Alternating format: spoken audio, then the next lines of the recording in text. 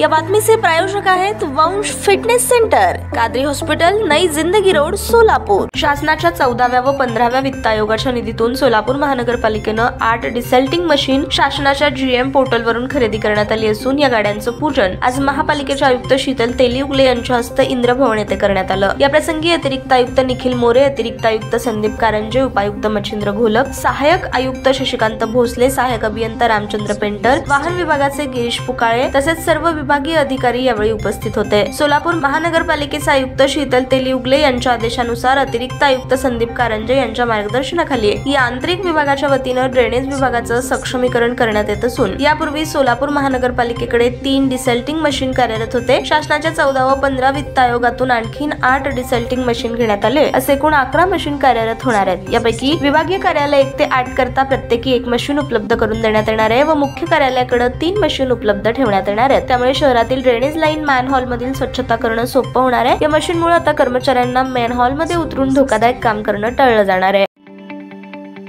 ताज्या बातम्या पाहण्यासाठी प्राईम महाराष्ट्र न्यूज चॅनलला सबस्क्राईब करा।